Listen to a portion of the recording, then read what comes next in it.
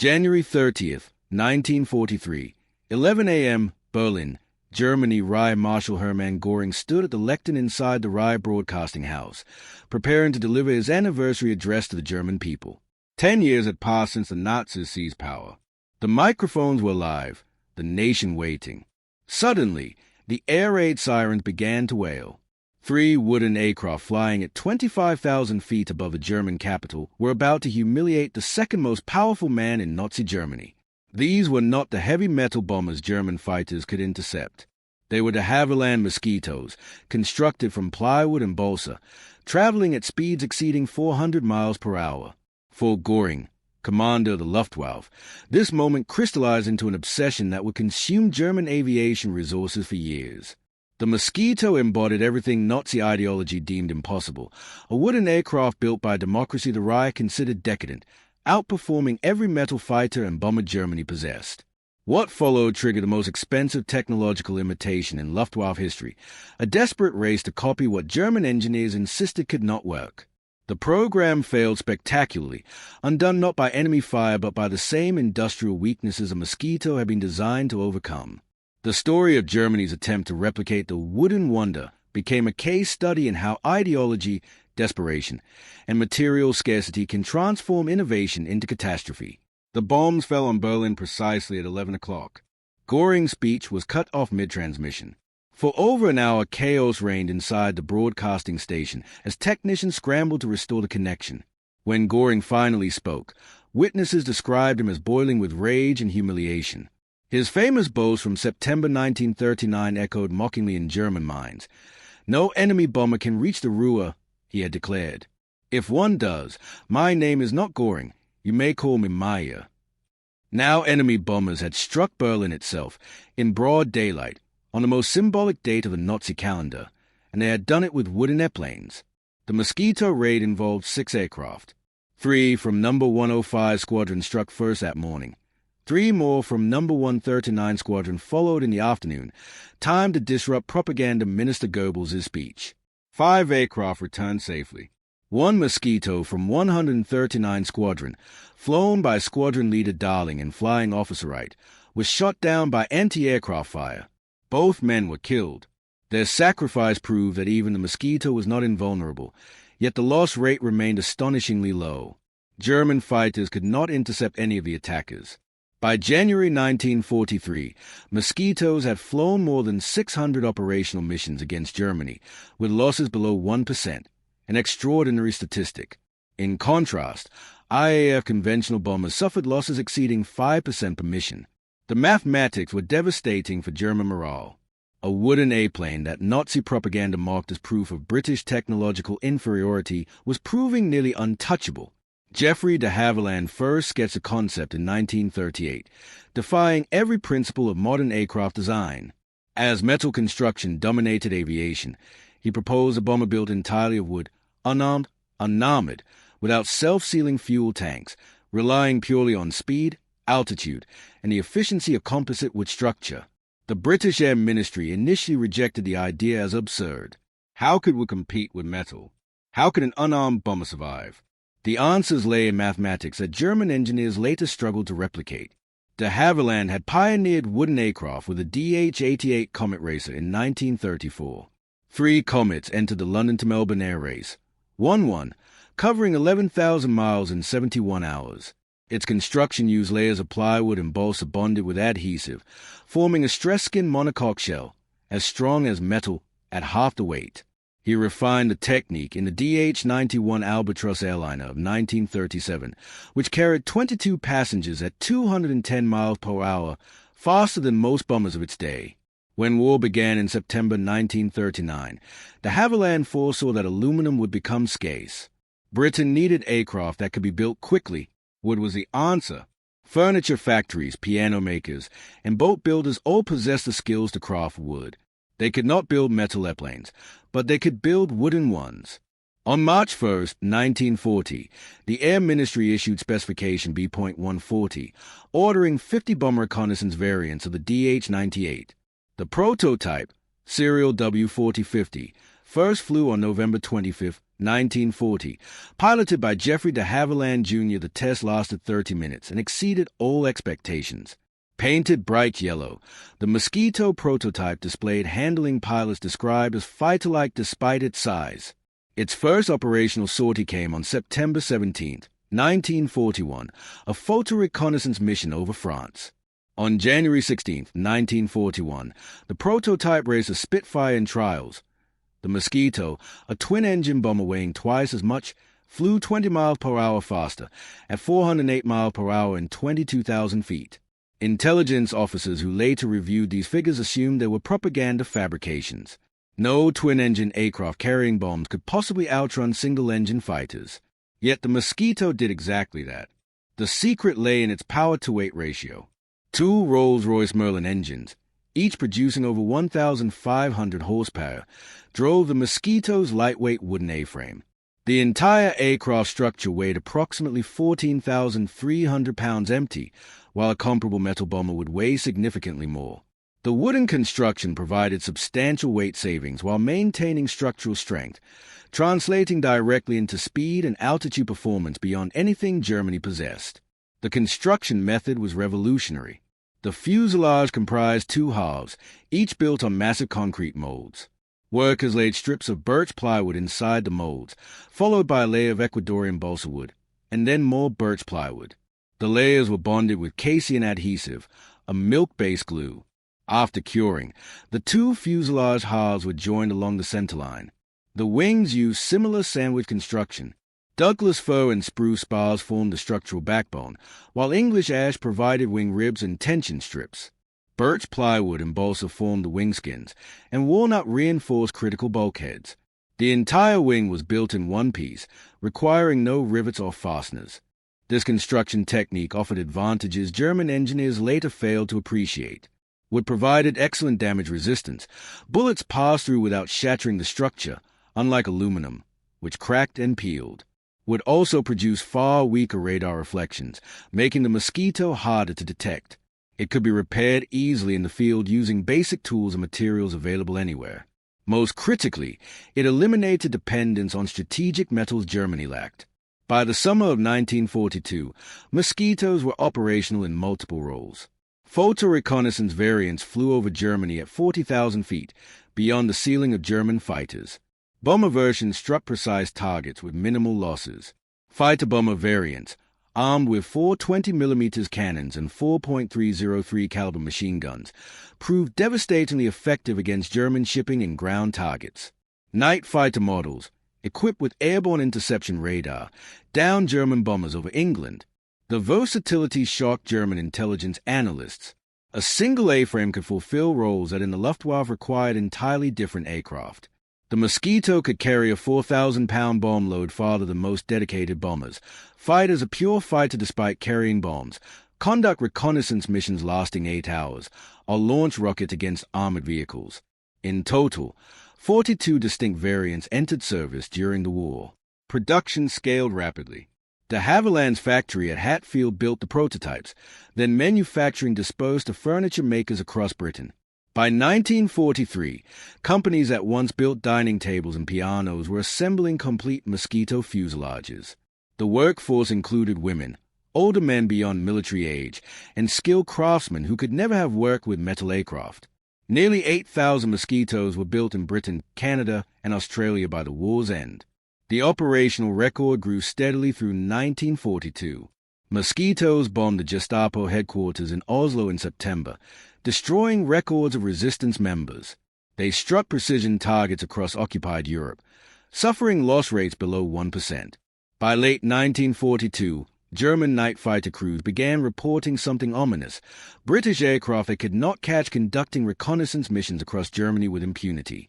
Reconnaissance Mosquitoes, stripped of all unnecessary equipment and carrying only cameras, achieved speeds of 420 miles per hour at altitude. German fighters climbing to intercept found only empty sky. The Mosquito pilots could see enemy fighters taking off below and simply accelerated away. By the time German interceptors reached operational altitude, the Mosquito was already 100 miles distant. For Luftwaffe pilots trained to believe in German technical superiority, the experience was psychologically devastating. If they could not catch a wooden British bomber, what did that say about German aircraft design? The crisis deepened through early 1943. Mosquitoes began appearing over Berlin regularly, conducting what the British called nuisance raids. Small formations, sometimes only 2 or 3 aircraft, struck at irregular intervals, day and night. They disrupted manufacturing, robbed workers of sleep, and forced constant alert status that exhausted defenders. German fighters scrambled repeatedly, burning precious fuel and achieving nothing. Anti-aircraft batteries fired thousands of rounds, hitting nothing. The Mosquito flew too high, too fast, too unpredictably to be intercepted by 1943 technology. Hermann Goring became obsessed. At aviation ministry conferences, he demanded explanations. How could the British build wooden aircraft superior to German metal designs? The answers he received contradicted Nazi ideology at every level. British engineers were not inferior. British industrial organization was not chaotic. British material science was not behind German standards. The Mosquito existed because Britain had solved problems Germany had not even recognized. On March 18, 1943, Goring summoned Germany's aviation industry leaders to Kerinhall, his vast hunting estate in the Schorfheide forest. For 6 hours, he berated them. A stenographer recorded every word, creating a historical document that revealed the depth of German frustration. Goring focused particular fury on the Mosquito's wooden construction. "I go mad when I look at the Mosquito," he raged. "I am green and yellow with envy. The Englishman, who has more aluminum than we do, is building a wooden machine, and with a speed which he now increases again." Professor Willy Messerschmitt sat silently during much of Goring's tirade. His company produced the Bf-109 fighter and the Bf-110 heavy fighter. Both were all-metal designs. Neither could catch a Mosquito at altitude. Goring turned to Messerschmitt directly. "You are supposed to be the greatest aircraft designer in Germany," he said with barely disguised sarcasm. "Tell me why you cannot build a wooden aircraft capable of the performance we demand." Messerschmitt had no good answer. German aviation had committed entirely to metal construction.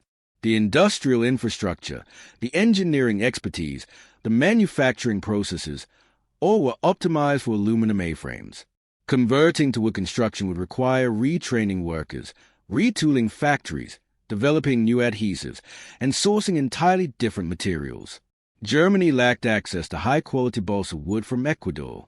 Its furniture industry possessed different skills than British piano makers. The adhesive technology that made British wooden aircraft possible simply did not exist in Germany. But Goring wanted a German Mosquito, and what Goring wanted, the aviation industry had to provide. Erhard Milch, Rhine Minister of Aviation, had already decided that Focke-Wulf would lead the effort. Kurt Tank, chief designer at Focke-Wulf, had begun preliminary work on a wooden night fighter in late 1942. The project would receive top priority, unlimited resources, and a name deliberately chosen to echo the British original. The Germans would call it the Mosquito. The Focke-Wulf Tar 154 Mosquito represented German engineering's attempt to replicate British empirical success.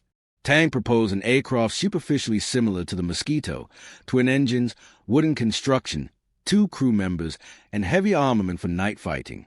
The specifications called for a top speed of 440 miles per hour, a ceiling of 37,000 feet, and a range of 1,000 miles.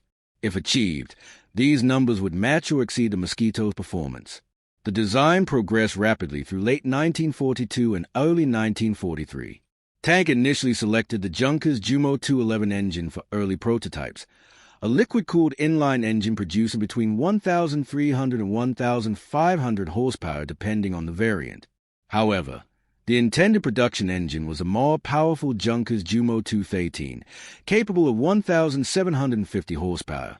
The airframe would use wooden construction with strategic metal reinforcements. A special phenolic resin adhesive called Tego film, manufactured by the Goldschmidt Company in Wuppertal, would bond the wooden components.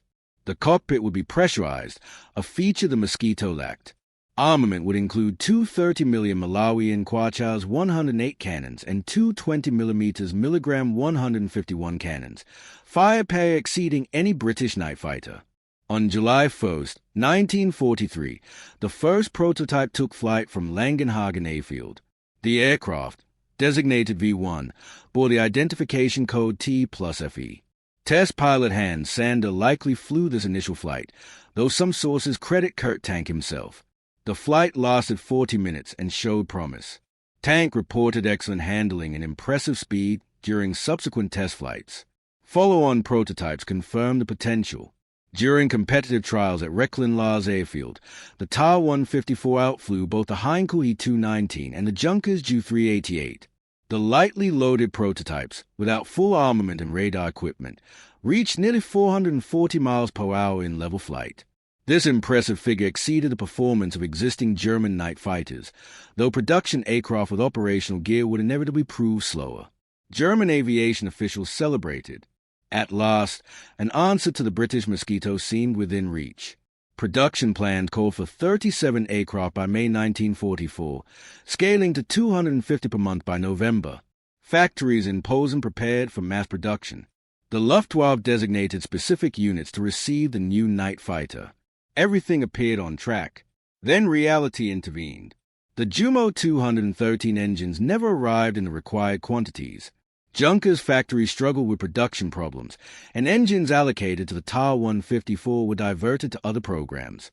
By the spring of 1944, only a handful of prototypes existed, all fitted with the lower-powered Jumo 211 engines, which reduced performance below specifications. The A-frame itself revealed unforeseen problems. The wooden wing structure proved heavier than calculated, requiring additional strengthening that increased weight and degraded speed and climb rate. The landing gear, designed for the aircraft's original estimated weight, proved inadequate for the actual load and required reinforcement. More ominously, internal politics began to threaten the program. Ernst Heinkel lobbied relentlessly for his E-219 night. Luftwaffe commanders, particularly those in the night fighter units, preferred the He-219 for its superior radar systems and excellent crew visibility. Erhard Milch fought to keep the Ta-154 alive, but opposition grew steadily. Some officials questioned whether Germany even needed another night fighter at all.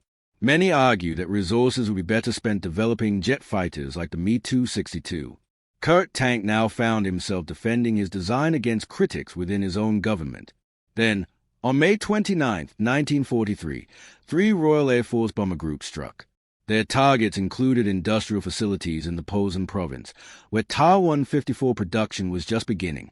More critically, bombers attacked Wuppertal, the town that housed the Goldschmidt Company's factory, the only plant in Germany producing Tego film adhesive. Over 700 aircraft participated in the devastating night raid on Wuppertal, creating a firestorm that killed thousands.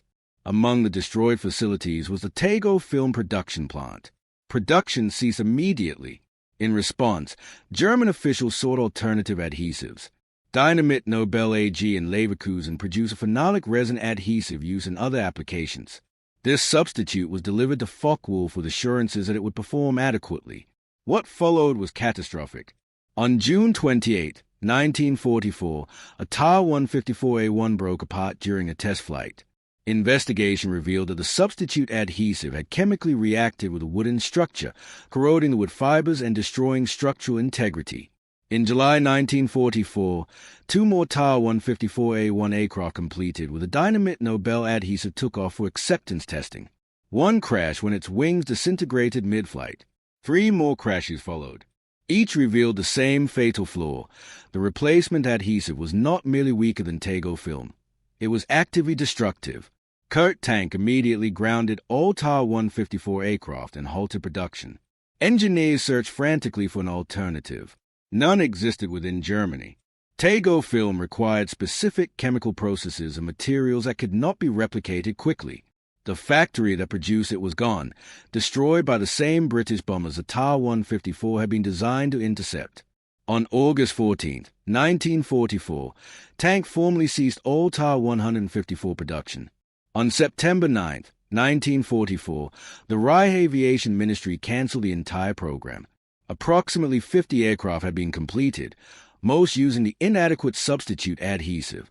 A few pre-production machines remained serviceable. Several were assigned to night fighter units for evaluation. Combat records suggest they achieved only limited success against British bombers and were completely outmatched when encountering Mosquitoes. The irony was complete. Germany's attempt to copy the Mosquito failed because British bombers had destroyed the very factory producing the adhesive that held the German copy together 1 year before the Ta-154 entered mass production. The wooden wonder had destroyed the industrial capacity required to replicate it. But the failure ran deeper than a single bombing raid. The Ta-154 disaster revealed fundamental weaknesses in German aviation that would have doomed the project even without the Wuppertal raid. Germany lacked access to the high-quality materials the Mosquito used: Ecuadorian balsa, Canadian spruce, and British birch, all Empire resources Germany could not obtain. German substitutes were heavier and less consistent. British adhesive technology, developed through years of experience building wooden racing aircraft and airliners, far exceeded German capabilities. The casein glue used in British Mosquitoes proved reliable in every climate and operational condition. German adhesives, developed for furniture and construction, could not withstand the stresses of combat aircraft. More fundamentally, Germany lacked the industrial organization to mass-produce wooden aircraft. British furniture factories converted smoothly to Mosquito production because their skills transferred directly. German furniture manufacturing used entirely different construction techniques. Retraining workers, adapting factories, and establishing new quality control systems took time Germany no longer had. The Mosquito had been in full production since 1941.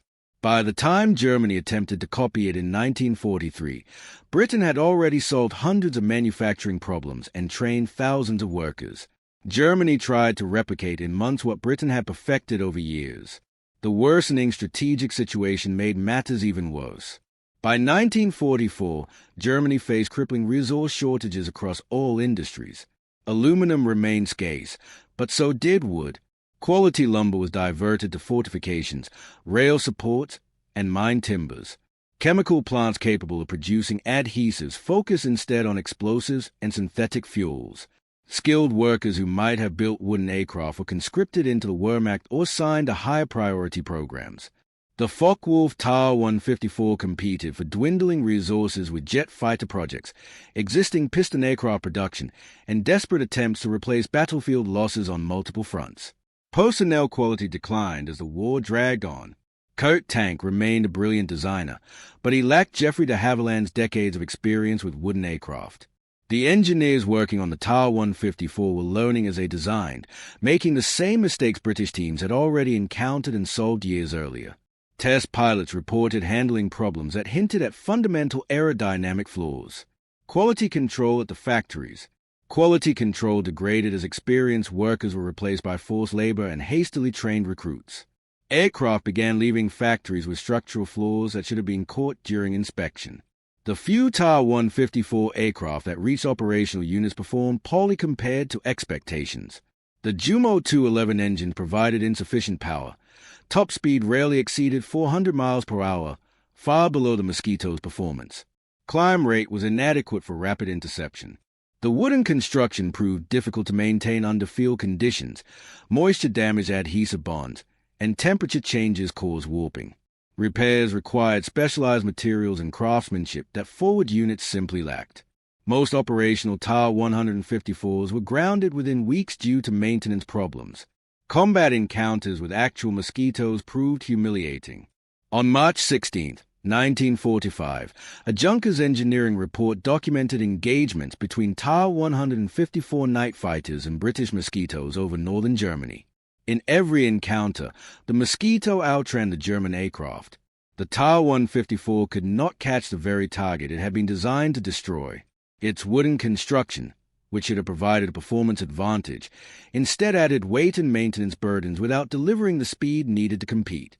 By April 1945, the remaining Ta-154 aircraft were withdrawn from combat operations. Some were repurposed as trainers for jet pilot conversion. A few were cannibalized for parts. Most were simply abandoned at airfields as Allied forces advanced. The total production run, including prototypes, amounted to perhaps 70 aircraft, compared to nearly 8,000 Mosquitoes built by the Allies. The program consumed valuable resources, engineering talent, and factory capacity that Germany desperately needed elsewhere. The return was effectively zero. The contrast between the Mosquito and the Ta-154 illustrated broader patterns in wartime technological competition. The Mosquito succeeded because it was designed around available resources and industrial strengths. Geoffrey de Havilland understood that Britain possessed skilled woodworkers, reliable adhesives, and access to high-quality materials. He built an aircraft that exploited those advantages. The manufacturing process was distributed across dozens of small facilities, making production resilient to bombing. The design was deliberately simple, using proven construction techniques scaled up from earlier aircraft. The Ta-154 failed because it tried to copy a design without understanding the industrial ecosystem that made it possible. German engineers saw the Mosquito's performance and assumed they could duplicate it by mimicking its outward form. They ignored the decades of experience, the industrial infrastructure, the materials science, and the trained workforce behind it. They believed wooden construction was simple because wood was a traditional material. They discovered too late that modern wooden aircraft required advanced engineering, specialized bonding chemistry, and craftsmen as skilled as any metalworker. The strategic blunder lay in assuming that copying an enemy's success would automatically reproduce the same results. This approach ignored the context in which the Mosquito was created. It disregarded Britain's industrial strengths and Germany's weaknesses. Most critically, it diverted resources away from areas where German engineering actually held a genuine advantage. The Messerschmitt Me 262 jet fighter represented truly advanced technology where Germany led the world. Resources spent on the Ta-154 might have produced hundreds more jets. Hermann Göring's envy of the Mosquito directly contributed to one of the Luftwaffe's most costly failures. His March 1943 tirade at Kerren Hall revealed not only his anger at British achievement, but also a deep misunderstanding of why that achievement existed. Goring believed that superior German engineering should automatically overcome any British innovation. He could not accept that British empirical, incremental development might yield better results than Germany's rigid theoretical approach. He demanded a German Mosquito without grasping what made the British one possible. The broader lesson extended beyond aircraft design. Nazi ideology consistently underestimated enemies it considered racially or culturally inferior. The Mosquito demonstrated that British engineering was not merely competitive with German design, but, in several critical areas, outright superior. Its success came from practical problem-solving, not theoretical abstraction, from leveraging existing strengths, not forcing ideology onto engineering. It came from distributed production networks using available skills, not centralized manufacturing requiring scarce strategic materials. Germany's failure to copy the Mosquito mirrored its wider failure to match Allied industrial production. By 1944, Allied factories outproduced German industry in every measurable category: aircraft, tanks, ships, trucks, artillery, and ammunition. In response, Germany sought to counter quantity with complexity, producing technically advanced weapons that demanded resources it no longer possessed. The result was smaller numbers of marginally better machines facing overwhelming numbers of reliable, good enough Allied equipment. The wooden wonder remained beyond German reach until the war's end. Mosquitoes continued to strike targets across Germany through April 1945. They carried out the final Royal Air Force bombing raid of the European War, striking Kiel on May 2, 1945. Throughout the conflict, Mosquito loss rates remained below 2%, the lowest of any. The Mosquito was the most successful Allied bomber type. Its versatility proved so valuable that production continued even after the war ended. The last Mosquito left the factory in November 1950, 5 years after Germany's surrender. Post-war analysis revealed how completely the Mosquito had dominated its German counterparts. In photo reconnaissance, no German aircraft could match its altitude, speed, or range. In night fighting, Mosquito night fighters achieved far more kills against German aircraft than the Ta-154 ever achieved against British bombers. In precision strikes, Mosquito bomber variants hit more targets with greater accuracy than any comparable German type. In every role where direct comparison was possible, the wooden wonder outperformed all-metal German designs. The industrial statistics told their own story. Britain produced 7,781 Mosquitoes during the war. Germany built approximately 70 Ta-154s. British Mosquito production used a distributed network of facilities requiring only woodworking skills. German Ta-154 production was concentrated in vulnerable factories and relied on specialized adhesives unavailable after May 1944. British Mosquito maintenance required basic tools and common materials. German Ta-154 maintenance demanded scarce materials and specialized skills that became increasingly difficult to obtain as the war continued. The human cost of the Mosquito's success was visible in German casualty figures. Mosquito bombers disrupted industrial production, destroyed factories, killed workers, and forced population dispersal. Mosquito night fighters destroyed German bombers attacking Britain, saving countless civilian lives. Mosquito reconnaissance aircraft provided the photographic intelligence that made Allied bombing far more effective. Every successful Mosquito mission represented German resources destroyed, German casualties inflicted, and German plans disrupted. The aircraft's extremely low loss rate meant that experienced crews survived to fly hundreds of missions, gaining expertise that made them even more effective. For those who flew it, the Mosquito became legendary. Pilots praised its handling, its speed, and its ability to bring them home even when badly damaged. Navigators valued the visibility, the heated cockpit, and the range that made deep penetration missions possible. Ground crews appreciated its simplicity of maintenance, the ease of repair, and the reliability that kept squadrons operational. Post-war surveys showed that Mosquito crews expressed higher satisfaction with their aircraft than any other bomber type. They trusted the wooden wonder with their lives, and it consistently justified that trust. The Mosquito's legacy extended well beyond World War II. Its use of composite construction foreshadowed the advent of modern carbon fiber aircraft. Its multi-role adaptability established design patterns that continue in modern combat aviation. Its emphasis on speed and altitude over heavy defensive armament directly influenced post-war jet bomber philosophy. The lessons learned from wooden composite construction translated smoothly into the development of synthetic composite materials that share many of wood's advantages. Its distributed production model demonstrated a resilience that remains a model for modern military planners. For Germany, the Ta-154 failure became a case study in post-war engineering education. Students analyze how technological ambition unsupported by industrial capacity leads to disaster. They studied the importance of matching design goals to available resources and examined how strategic decisions made under desperation often waste more resources than they save. The Ta-154 appeared in military history courses as a cautionary tale, proof that copying an enemy's success without understanding its foundations guarantees failure. The story of Hermann Göring's envy and Germany's failed attempt to duplicate the Mosquito illustrates a fundamental truth about wartime innovation. Technology alone does not determine outcomes. Industrial capacity, resource availability, workforce skill, and organizational structure matter just as much as engineering brilliance. The Mosquito succeeded not because it was theoretically perfect, but because it was practically achievable within Britain's capabilities. The Ta-154 failed not because German engineers were incompetent, but because they tried to reproduce something their industrial system could not support. The wooden wonder proved that the best design is often the one that fits existing strengths, not the one that demands resources you don't have. Geoffrey de Havilland understood this principle. He designed an aircraft around materials Britain possessed, optimized a production Britain could sustain, and suited for missions Britain needed. Hermann Goring never grasped that idea. He demanded an aircraft that matched British performance without asking whether Germany had the industrial ecosystem to build it. The outcome was inevitable. British Mosquitoes flew more than 15,000 operational sorties. German Mosquitoes barely flew at all. By war's end, the Mosquito stood among the most successful aircraft designs in history, 7,781 built, 42 variants developed, service in the air forces of 17 nations, and operations on every continent where combat occurred.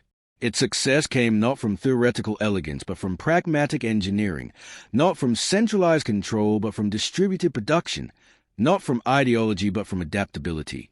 The wooden wonder worked because every aspect of its design, manufacture, and operation aligned perfectly with what was actually possible.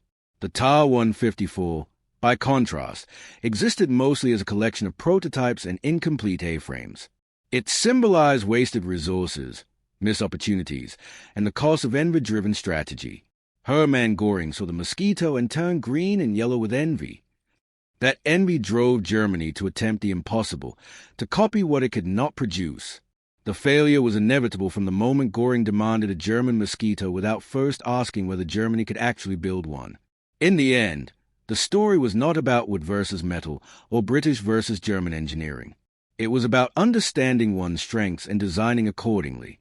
It was about realizing that what works for your enemy may not work for you. And it was about accepting that trying to imitate a superior idea without the means to support it leads only to failure. The Mosquito taught these lessons. The Tau 154 confirmed them. And Hermann Göring learned them, too late to matter.